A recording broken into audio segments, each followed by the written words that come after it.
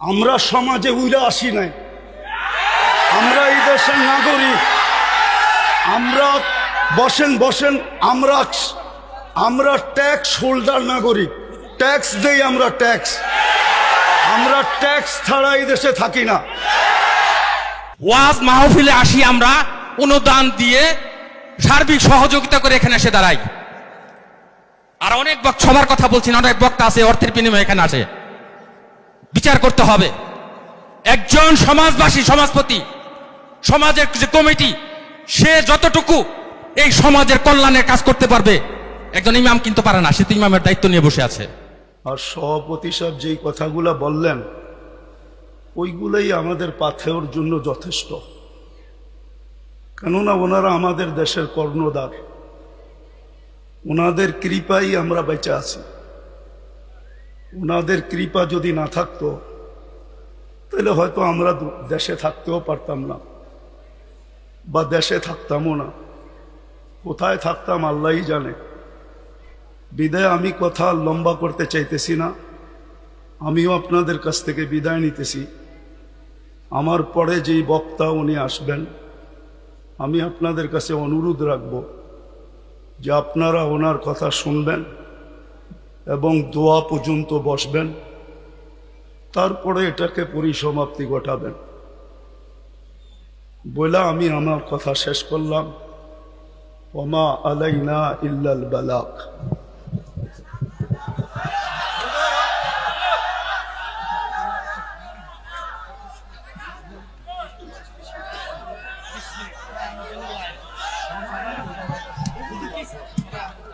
সময় নাই আমার কাছে, আপনি বসেন, আমার কাছে সময় নাই। রাখেন রাখেন। আমরা সমাজে উইরা আসি নাই, আমরা এই দেশের নাগরিক। আমরা বসেন বসেন আমরা ট্যাক্স হোল্ডার নাগরিক, ট্যাক্স দেই আমরা ট্যাক্স। আমরা ট্যাক্স ছাড়া এই দেশে থাকি না। আপনারা বসেন। আমাদের দেশের কালচার এটা হয়ে গেছে। সবাই হুজুরদের কথা বলে কিন্তু হুজুরদেরকে আন্ডার এস্টিমেট করে। আমি পায়ে হাত দিয়ে বলবো, আমাকে কেউ আন্ডার এস্টিমেট করেন না। আপনারা আমাকে চিনেন না, আমার পরিচয় জানেন না। বসেন, আপনারা বসেন। আমার পরিচয় আপনারা জানেন না, আপনারা আমাকে আন্ডার এস্টিমেট করেন না। আমরা সর্ব ওয়াজ মাহফিলে এটাই ভুগতেছি আজকে 16 বছর ধরে না। আমরা জন্ম থেকে জ্বলছি, যেটা বাংলাদেশের প্রবাদ বাক্য, আমরা জন্ম থেকে জ্বলছি। জন্ম থেকেই জ্বলা। আর কতদিন? আপনাদের পায়ে হাত দিয়ে বলি বসেন, আওয়াজ করবেন না, কেউ আওয়াজ করবেন না। আমাদের সময়ের দাম আছে, আমাদের সময়ের দাম আছে। এরকম যে আমাদের সময়ের দাম নাই বা আমাদের এইটা কইরা খাইতে হবে এরকম কোনো জরুরি না যে আমাদের ওয়াজ করেই খাইতে হবে। আমাদের খাওয়ার অনেক ব্যবস্থা আল্লাহ রেখে দিছে। যেই আল্লাহ আমাকে জন্ম দিছে উনি আমার খাওয়া তৈরি করেন নাই না, খাওয়া ছাড়া আমাকে দুনিয়াতে পাঠায় দিছে যে আমাকে এইভাবে করে খাইতে হবে। আপনাদের পায়ে হাত দিয়া বলি, আওয়াজ করবেন না। বাস আমি যেটা বলছি, সভাপতি সাহেব আমাদেরকে দিক নির্দেশনা ভালোই দেখাইছেন, খারাপ না। কিন্তু আমি আপনাদেরকে বলতেছি আমার হাতে সময় নেই, আমার আরেকটা প্রোগ্রামে যেতে হবে। আমার এইখানে লেখা আছে 9টা। দেখেন যদি লেখা না থাকে। এখন বাজে কয়টা বলেন তো আপনারা? হ্যাঁ, আপনারা আপনাদের লেখার উপরে আন্তরিক না? আন্তরিক না? আপনারা তো আন্তরিক না। আপনারা আমাকে 9টার সময় দিতে পারেন নাই। আপনারা এখন বাঁচতে শেষ 35 মিনিট আপনারা আমার লস করছেন। বিদা আমি আপনাদেরকে সময় দিব কোত্থেকে? আমার তো ছিল 9টার থেকে আমি 10টা দিব আপনাদেরকে 1 ঘন্টা। আমার মিশনই তো এই যুবকদেরকে নিয়ে খেলা। আমি তো যুবকদেরকে নিয়েই খেলি। যুবকদেরকে তো আমরাই তৈরি করছি। আমি যদিও দেশের স্বাধীনতা দেখি নাই, আমি দেখব কোত্থেকে? ওই 4 তারিখের রাত্রে তো আমি ইংল্যান্ড থেকে কানাডায় যেতেছিলাম। আমি তো জমিনেই ছিলাম না, 39,000 ফিট উপরে ছিলাম। নামার পরে আমি শুনছি দেশ স্বাধীন হয়ে গেছে। ওই দিন থেকে আমার দিলে জন্ম নিছে। আর আমি জানি আমার দেশের যুবক নিয়ে কোথায় রিচার্জ চলতেছে। আমার দেশের কয়জন বলতে পারবে এটা আমি জানি না, কিন্তু আমি জানি আমার দেশের যুবকদেরকে নিয়ে কোথায় রিচার্জ চলতেছে, কোন কোন দেশে বাংলাদেশের যুবক নিয়ে রিচার্জ চলতেছে। যে একটা দিন ছিল স্বপ্নে ভাবতে পারতো না। স্বপ্নে যদি কেউ কাজ করা ভাবতো যে উনি স্বপ্নে ভাবতেছে ঘুমের ভিতরে যে কাজ করা ফেলবে, তো উঠা দেখছে হ্যান্ডকাপ নিয়ে দাঁড়ায় আছে। যদি জিজ্ঞাসা করে হ্যান্ডকাপ, বলে তুমি তো স্বপ্নে দেখতেছিল না সরকার কাজ করবা, আমরা টেকনোলজির মাধ্যমে জেনে ফেলছি, বিদায় তোমার হাতে হাত করি পড়াইতে চলে আসছি। আমার দেশের যুবকরা স্বাধীনতা আইনা দিছে। যুবকরা যদি না দাঁড়াইতো আরো 50 বছরের ভিতরও কারো স্বাধীনতা আনার ক্ষমতা ছিল না। বিদায় আমার যুবকদেরকে নিয়ে কোথায় রিচার্জ চলতেছে আমি জানি। আমি জানি পেন্টাগনের কোন কামরায় রিচার্জ চলতেছে। পেন্টাগন চিনো তোমরা? হ্যাঁ, পেন্টাগন তো চিনো না, ঠিক না? কোন কামরায় পেন্টাগনের রিচার্জ চলতেছে বাংলাদেশের যুবক, এগুলা কি? বিদায় আমার মিশনই হলো যুবক নিয়ে খেলা। নাইলে আমি গত বছর এখানে আসছিলাম রাত্র 1টার সময়। আমি জানছি আমি এইখানে আসবো কয়টায় জানেন? 8টার সময় জানছি আমি এইখানে আসবো। যদি আমি জানতাম তো আমি আসতাম না। কসম খোদা, আমাকে কেউ নিয়ে আসতে পারতো না। আমি জানছি 8টার সময় যে আমি এইখানে যেতেছি, কিন্তু আমি এর আগে জানতে ছিলাম আমি আরেকটা মার্কেট আছে ওইদিকে। কি মার্কেট জানি? সুলতান মার্কেট যাব, কিন্তু আমাকে বাইপাস করে এখানে নিয়ে আসছে। আমি জানলে আসতাম না, আমার আসার ইচ্ছা ছিল না। সময়টা অনেক চলে গেছে। মানুষের মেমোরির ভিতরে একটা জিনিস সেট থাকে, সেটটা নষ্ট হয়ে গেছে। এখন আপনাদেরকে আমি কি শোনাবো, কিন্তু এতটুকু শোনাবো যুবকদেরকে, যৌবনের মূল্যায়ন করো। কেননা তোমার উপরে আল্লাহর বাজেট ব্যয় হইতেছে। আমাদের সবার উপরই আল্লাহর বাজেট ব্যয় হইতেছে। যতই ব্যক্তিত্ব দেখাই না কেন, যদি আল্লাহর কাছ থেকে পানির দামে অক্সিজেন কিনতে হতো, তাহলে ডেলি 16,500 টাকা বিল দিতে হতো, মাসে 4,95,000 টাকা বিল দিতে হতো। এই এলাকায় বাড়ি আর ঘর আর বিল্ডিং কারো লেংটি পর্যন্ত থাকতো না, লেংটি। বিদায় তোমাদের পায়ে হাত দিয়ে বলি, যৌবনটাকে মূল্যায়িত করো। অমূল্য রত্ন আল্লাহ দিছেন। পুরুষকেও বলি পুরুষত্বের মূল্যায়ন করেন, মা বোনদেরকে বলি মাতৃত্বের মূল্যায়ন করেন। চলে যেতে হবে কালকে আল্লাহর কাছে। দুনিয়ায় কয়দিন? দুনিয়ার বাহাদুরি কয়দিন? হাতে আছে যতদিন, বা আপনি বেঁচে আছেন যতদিন। নাইলে অতীতেই তো দেখতাম তেল মারতে মারতে মারতে মিডিয়ালারা তেলের দাম বাড়ায় দিছিল। বিনা তেলে কিভাবে পাকাইতে হয় এটা পত্রিকায় লিখতে শুরু করছে। আজকেও দেখতেছি স্বৈরাচার বলতে বলতে গলা শুকায়া ফেলতেছে, মাঝে মাঝে শুকায় আবার পানিও খায়। তো চিত্র তো দেখতেছি আমাদের চোখেই। দুনিয়ায় কতক্ষণ? আমি বেঁচে আছি যতক্ষণ, অথবা আমার কাছে আছে যতক্ষণ। যেদিন থাকবে না, আমিও থাকবো না, আমার কাছেও থাকবে না।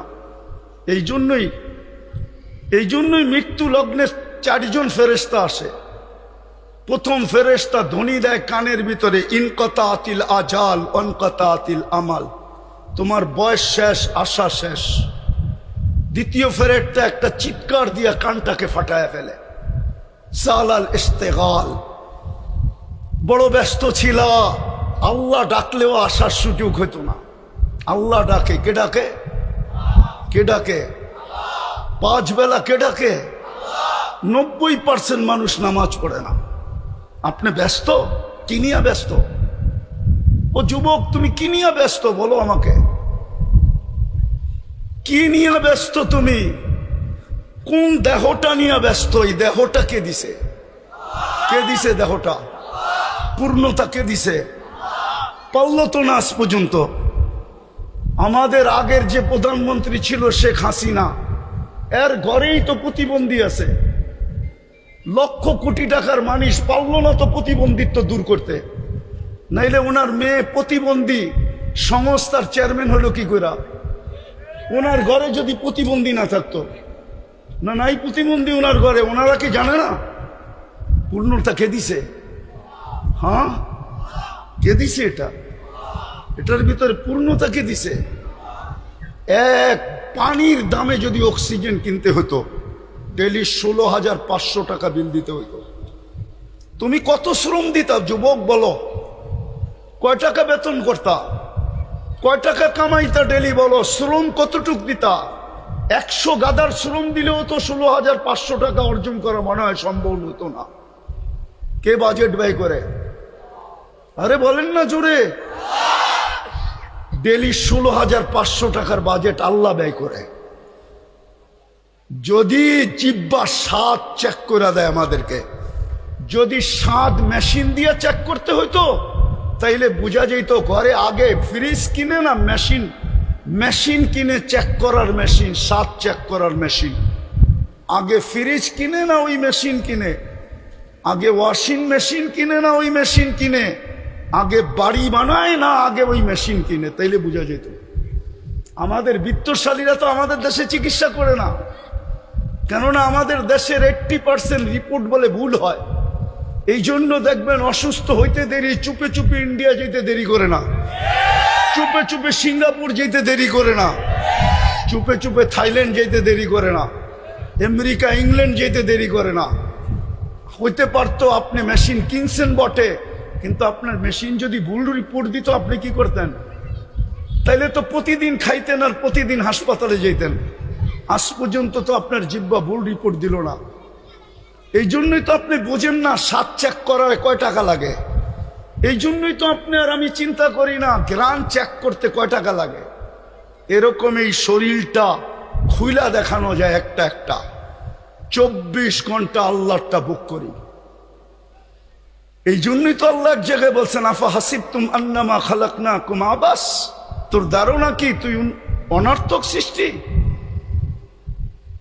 তো আরেক জায়গায় হাদিসের ভিতরে বলছেন, আতাইতু কাইনানে তানদুরু বিহা ওয়ালা উহাসিব, এটা কি তোর ধারণা যে চক্ষুটা দিলাম তুই সারাদিন দেখিস, এটা অনর্থক আর হিসাব নিব না? চক্ষুর ভিতরে কয়টা ক্যামেরা? 2 চোখে 26 কোটি ক্যামেরা। যুবক যখন তুমি তাকাও তো 26 কোটি ক্যামেরা একসাথে ফ্লাশ করে, একসাথে ফ্লাশ। যেরকম তোমাদের ক্যামেরায় ফ্লাশ হয়, এরকম 26 কোটি ক্যামেরা একসাথে ফ্লাশ হয়।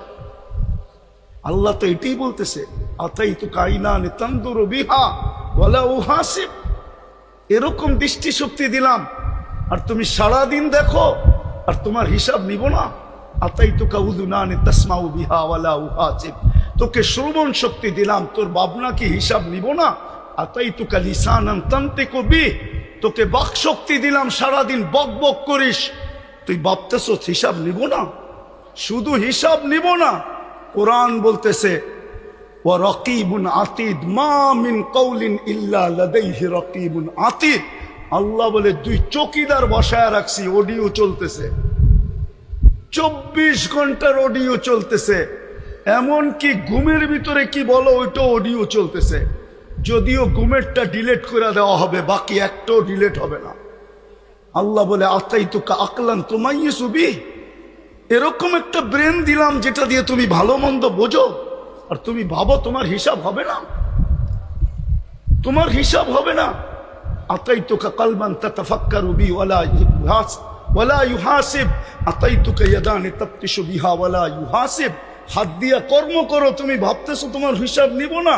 আতাইতুকা রিজলানি তামশি বিহা ওয়ালা উহাসিব, 2টা পাও দিলাম চলার জন্য, তুমি ভাবো হিসাব নিবে না।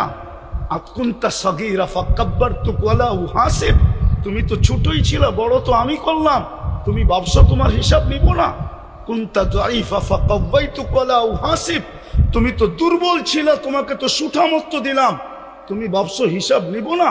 কুনতা জাহিলা ফাআল্লামতুক ওয়ালা উহাসিব, তুমি তো অজ্ঞ ছিলা, তোমাকে শিক্ষা দিলাম, তুমি ভাবতেছো তোমার হিসাব নিব না? কুনতা মিসকিনা, তুমি তো মার পেটের থেকে অসহায় আসছিলে, ফাআগনাইতু, স্বয়ং সম্পূর্ণ তো আমরাই করলাম, তোমার ধারণা কি তোমার হিসাব নিব না? এই জন্য বলতেছি যুবক, যৌবনের মূল্যায়ন করো, নাইলে কালকে কিন্তু হিসাব দিতে হবে। এটা দুনিয়া রঙ্গময়, যার মনে যা লয়। আল্লাহ ইচ্ছা স্বাধীনতা দিছে দিকা ইচ্ছা মতো চলতে পারি। যদি ইচ্ছা স্বাধীনতা না দিতেন তাহলে সারাদিন আল্লাহরটা ভোগ করবে আর আল্লাহর বিরুদ্ধে বলবে, আল্লাহর বিরুদ্ধে বলবে, আল্লাহর বিরুদ্ধাচরণ করবে।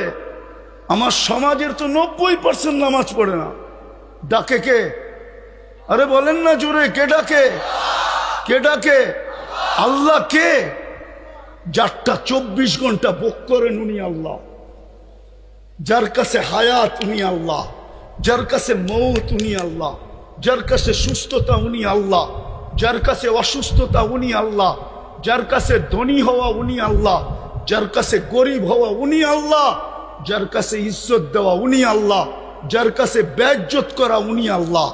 ইচ্ছা করলে সকালের ধনীকে বিকালে ফকির বানাইতে পারে, ইচ্ছা করলে বিকালের ফকিরকে সকালে ধনী বানাইতে পারে। উনি আল্লাহ। শুধু এইখানেই শেষ না, দুনিয়া ভাবে কিছু, আল্লাহ ভাবে কিছু। দুনিয়া ভাবে কিছু, আমরা আল্লাহ ভাবে কিছু। হ্যাঁ, দুনিয়া ভাবতে ছিল কিছু, আল্লাহ ভাবতে ছিল কিছু। আল্লাহ যেটা চায় ওইটাই হয়। তো ওই আল্লাহ ডাকে, শুধু এইখানেই শেষ না, 99 পদের মালিক আল্লাহ ডাকে। 99 পদের মালিক আল্লাহ ডাকে। তর্জমা তো দেখে না, খালি নিজেরটা দেখি, আল্লাহর পরিচয় তো দেখি নাই। এই মজমা এক যুবকও নাই যে 99 নামের অর্থ দেখছে। এই স্টেজেও কেউ নাই 99 নামের অর্থ দেখছে। কোত্থেকে আল্লাহ চিনবে? অফিসের সামনে তো পদবি লেখা থাকে, এই পোস্টারেও তো পদবি লেখা আছে পরিচয় হিসাবে। আল্লাহ তো নিজের পরিচয় দিছে 99 নাম দিয়া, হুয়াল্লাহুল্লাযী লা ইলাহা ইল্লা হু। আল্লাহ নিজের পরিচয় দিছে, আমি আল্লাহ কে ভালো মতে দেখ, তাইলে তোর বিবেকের পর্দা খুলবে, নাইলে একদিন দুনিয়ার জীবন শেষ হয়ে যাবে। আজকে সূর্য এই এলাকায় বলতে বলতে ডুবছে, লান আউদ ফি হায়াতিকা আবাদা। হতে পারে কালকে তোমরা কেউ আমাকে উঠতে দেখবে না। আমি দুনিয়ার শত জায়গা চিনি এই 2 চোখে। আমি একটা দেশ তো দেখি নাই এই পর্যন্ত। 103টা দেশ দেখা শেষ আমার, 7টা মহাদেশ দেখা শেষ আমার। হ্যাঁ হ্যাঁ, আমি শুধু উন্নত দুনিয়া নিউজিল্যান্ড দেখি নাই, বাকি সব দেখা শেষ। আর আল্লাহর মেহেরবানি, দেখতে বেশি সময়ও লাগে না। আমার পাসপোর্টের যে অবস্থা এখন আছে, যদিও কথা মিডিয়ায় চলে যাবে, আমার এয়ারপোর্টে যে টিকিট নিলেই চলবে। আমি বড় অহংকার করে বলতেছি না, আমি চিনি দুনিয়ার ওই জায়গা। এক রাত্রে মাটির সাথে মিশাইয়া দিছেন। ওই জায়গা চিনি যে জায়গায় ঈসা আলাইহিস সালাম দাঁড়ায় জিজ্ঞাসা করছে এক রাত্রে কিভাবে সমূলে ধ্বংস করলো। তো বলছে বিতনা বিল আফিয়া আসবাহনা ফিল হাফিয়া। ফুর্তি করতে করতে ঘুমায় গেছিলাম, নিশ্চিন্তে সকালে উঠা দেখি হাবিয়া দুজকের ভিতরে। আজকে সূর্য বলতে বলতে এই এলাকায় ঢুকছে। এখনো মাটিটা বলতেছে তামসি আলা যাহরি মাসিরুকা ফি বাতনি। হইতে পারে এইখান থেকে উঠা কেউ বাড়িতেও পৌঁছতে পারবে না। এর আগেই শোনা যাবে হাসপাতালে নিয়ে গেছে, ডাক্তাররা ঘোষণা দিছে ডেড, চলে গেছে দুনিয়ার থেকে। হইতে পারে এরকম। এই জন্য মাটি 24 ঘন্টা বলে তামসি আলা যাহরি মাসিরুকা ফি বাতনি। আমার পিঠে চলমান, অতি সত্বর তুই আমার পেটে আসবি, তারপরে দেখবি ব্যবহার। এই জন্য আমি শেষ জায়গায় চলে আসছি। যুবক, তোমাদের পায়ে হাত দিয়া বলি, শুধু তোমাদের আয়োজন দেখে এতটুকু লম্বা করলাম। তোমাদের পায়ে হাত দিয়া বলি, যৌবনের মূল্যায়ন করো। ওই যুবক নিজেকে বানাও যাতে আল্লাহ দেখা তোমাকে বলে লাউলা শাবাবা খুশা। দুনিয়ার মানুষ তোমাদেরকে ইজ্জত দিলে কতটুক দিবে? আমি জানি দুনিয়ায় কতটুক মানুষকে ইজ্জত দেয়, কতটুক দিবে দুনিয়ার মানুষ ইজ্জত।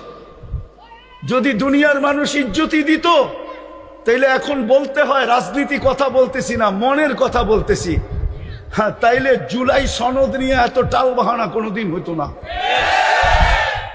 যদি মূল্যই দিত যুবকদেরকে, যদি জনগণকে মূল্যই দিত যে জনগণ করছে, যুবকরা করছে, তাইলে জুলাই সনদ নিয়ে এত টাল বাহানা হইতো না, এত গড়াগড়ি হইতো না, এত দাম কষাকষি হইতো না, এত ছানাছানি হইতো না, এত ফেটাফেটি হইতো না, এত চিল্লাচিল্লি হতো না। দুনিয়ার মানুষ কতটুকু দাম দিবে? দুনিয়ার মানুষ অতক্ষণ দাম দিবে যতক্ষণ তুমি চামচ হইতে পারো। বস, তোমার তরকারি বাড়া শেষ, তোমার প্রয়োজন শেষ। আমার কথা বিশ্বাস করো, আল্লাহ তোমাকে দাম দিবে যদি তুমি মূল্যায়ন করতে পারো যৌবনে। আমি হাদিস থেকে দেখাইতেছি কতটুকু দাম দিবে। আল্লাহ বলে লাউলা শাবাবা খুশা, ওই যুবকরা যদি জমিনে না থাকতো যে নিজেকে লজ্জাপতির মতো আল্লাহর ভয়ে গুটায় নিছে, তো আল্লাহ বলে লাজাল তুসামা হাদিদা, আমি আকাশকে লোহার বানায় দিতাম, আল আরদা সাফসাফা, জমিনকে তামার, ওমা আনজালতু মিনাস সামাই কাতরা ওমা আম্বাততু মিনাল আরদি হাব্বা, জমিন থেকে একটা শস্যের দানা না, আকাশ থেকে একটা বৃষ্টির ফোঁটা না, বাল আনজালতু আলাইহিমুল আযাবা সাব্বা, একের পর এক আযাব দিয়ে ধ্বংস করে ফেলতাম। আর করবেন না কেন? আল্লাহ ডাকে, তারপরও তো আসে না, বলে আমি ব্যস্ত, আমি এই কাজে সেই কাজে, এই সেবায় সেই সেবায় ব্যস্ত। আল্লাহ ডাক, যে আল্লাহ অস্তিত্ব দিল, 99 পদের মালিক, শুধু আল্লাহ হইলে না মনকে বুঝাইতে পারতাম।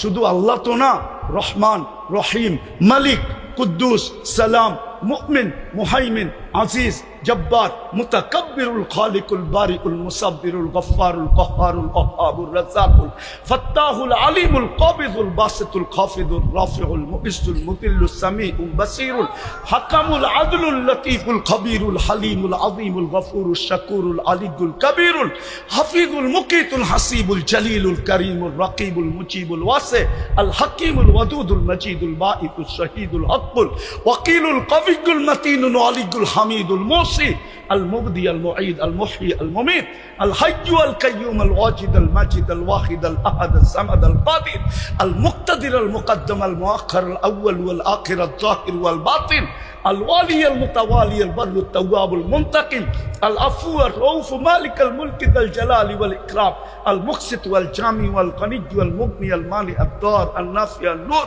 আল হাদি আল বদি ওয়াল বাকি আল ওয়ারিস ওয়াল রশিদ আস সাবুর জাল্লে জালালু 99 পদের মালিক আল্লাহ ডাকে।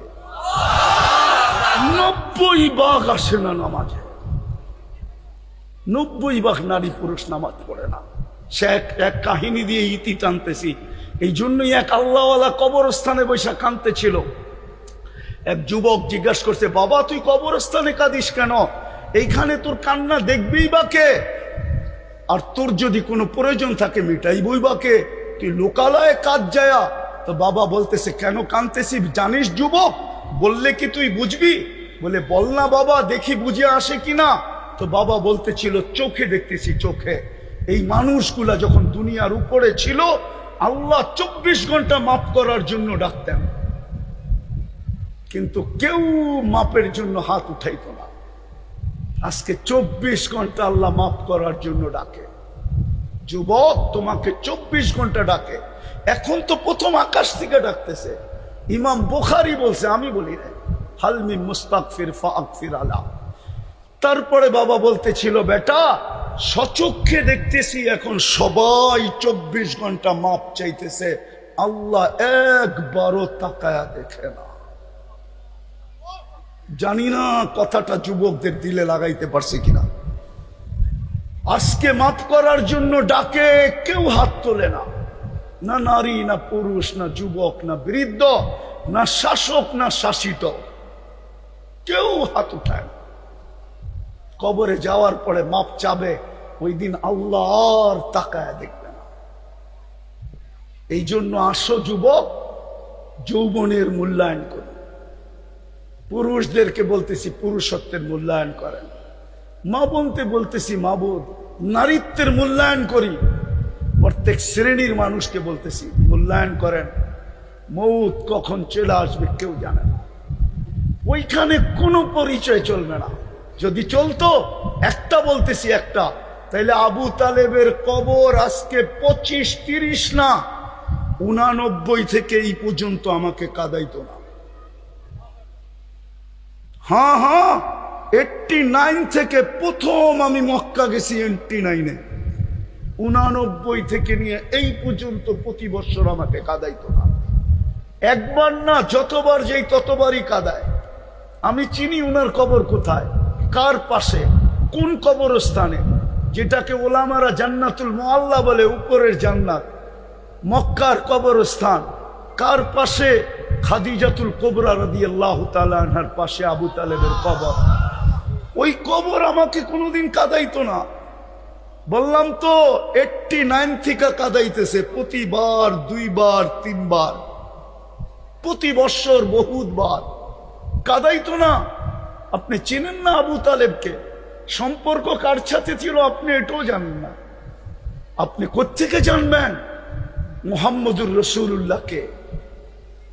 একটা কথা বলি, কবরে প্রথম প্রমাণ করতে হবে, প্রথম কবরের সুয়াল।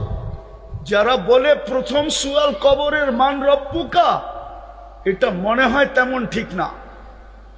3টা প্রশ্ন হবে, এটা ঠিক, কিন্তু প্রথম প্রশ্ন হবে মা কুনতা তাকুলু ফি হাদার রাজুলি মুহাম্মাদিন। ইমাম বুখারী লেখছেন, ইমাম মুসলিম লেখছেন রহমতুল্লাহ আলাইহি, প্রথম প্রমাণ করতে হবে আল্লাহর রসুলের রঙে তুমি কতটুকু রঙিন ছিলা। কেননা মুহাম্মদুর রাসূলুল্লাহ না হইলে আমরা আল্লাহ চিনতাম না। হ্যাঁ, আল্লাহ চিনতাম না, দিন চিনতাম না, কোরআন চিনতাম না, কোরআন পাইতাম না। মুহাম্মদুর রাসূলুল্লাহ না হইলে এক রাত্র 83 বৎসরও পাইতাম না। এক রাত্র যে 83 বৎসরের ইবাদত, এত বড় মর্যাদা আমাদের কপালে জড়তো না। আমরা তো মুহাম্মদুর রাসূলুল্লাহ চিনি না। মুহাম্মদুর রাসূলুল্লাহ আমার সমাজ চিনে না, আমার সমাজের যুবকরা চিনে না, আমার সমাজের কেউ চিনে না। যদি চিনতো তাহলে বাংলাদেশে কেন চিৎকার দিতে হতো কাদিয়ানীকে অমুসলিম ঘোষণা করার জন্য? হ্যাঁ, কেন চিৎকার দিতে হতো যে কাদিয়ানীকে অমুসলিম ঘোষণা করেন? যেই দেশে 90% মুসলমান, ওই দেশে কেন চিৎকার দিতে হতো? হ্যাঁ, সেমিনার কেন করতে হতো? ওলামাদেরকে কেন এই জন্য জেলে যেতে হতো? গুমের কেন শিকার হইতে হতো? এই মুহাম্মদুর রাসূলুল্লাহ আমরা চিনি না। বিদায় কবরের প্রথম প্রশ্ন প্রমাণ করতে হবে তুমি ওনার রঙে কতটুকু রঙিন ছিলা। হ্যাঁ হ্যাঁ, প্রথম প্রশ্ন এটা। বুখারী শরীফ উঠায়া দেখেন, আমি বানায়া বলতেছি না। মুসলিম শরীফ উঠায়া দেখেন, আমি বানায়া বলতেছি না। প্রথম প্রশ্ন হবে এটা। এই জন্য পায়ে হাত দিয়া বলি, নিজেকে মূল্যায়িত করি, তাহলে দুনিয়ার মূল্য কতক্ষণ। কবির কথাই তো সত্য, মিলে খাক মে আহলে শাহ कैसे कैसे, जमी खा गई नौजवान कैसे कैसे, अजल ने न छोड़ा किसरा न दारा, उसी से सिकंदर सफाते भी दिहारा, हर एक लेके क्या क्या हसत सुधारा, परा रह गया यही ठाट सारा, बचपन ने तुझे बरसों खिलाया, जवानी ने मजनू बनाया, बुढ़ापे आके फिर क्या क्या सिताया, अजल तेरा कर देगी बिल्कुल सफाया, तुझे दुल्हन के रहो सबसे आला, हो जीनत निराली हो फैशन निराला, यूं ही जिया करता है क्या मरने वाला, तुझे हुस्न जाहिर ने धोखे में डाला, जगह जी लगाने का दुनिया नहीं है, ये इबरत की जा है तमाशा नहीं है, अफा हसिबतुम अन्नमा खलकनाकुम अबस। শুধু ঐতিহ্য থেকে যাবে, ঐতিহ্য বেশি দূরে তো না। এটাও তো গাজীপুর, ঠিক না? হ্যাঁ, এটা গাজীপুর তো। হ্যাঁ, বাওয়ালের রাজা নাই, কিন্তু জমিন নিয়ে কামরা কামরি এখনো চলতেছে কোর্টে। আমরা চিনি কারা কামরা কামরি করতেছে। আমরা এই দেশেই থাকি, আমরা এই দেশেই বড় হয়েছি, আমরা এই দেশেই ব্যাকগ্রাউন্ড নিয়ে উঠছি। আমরা চিনি কারা বাওয়ালের জমিন নিয়ে এখনো কামরা কামরি করে। নাই, ঐতিহ্য আছে, ঐতিহ্য। যুবক, তোমারও ঐতিহ্য থেকে যাবে, আমারও ঐতিহ্য থেকে যাবে, আমরা থাকবো না। চলো আজকে তওবা করে আল্লাহর কাছে নিজেকে দামি বানাই। পারবা তওবা করতে? কে কে পারবে দেখি? তাইলে তওবা করি। আল্লাহ, অতীত থেকে তওবা করলাম। বলো বলো, মনের থেকে বলো, মনের থেকে। সর্বশেষ আজকের থেকে তওবাকে অভ্যাস বানাও। ঘুমের সময় তওবা করে ঘুমাও, নাইলে হইতে পারে একদিন তুমিও চিৎকার দিবে, আমিও চিৎকার দিব, কিন্তু আর তাকায় দেখবে না। আজকে 24 ঘন্টা ডাকে শুধু তওবার জন্য। আর সর্বশেষ আজ থেকে নামাজ ছাড়বো, পাক্কা ওয়াদা। আল্লাহ আমাদেরকে আমল করার তৌফিক দান করেন।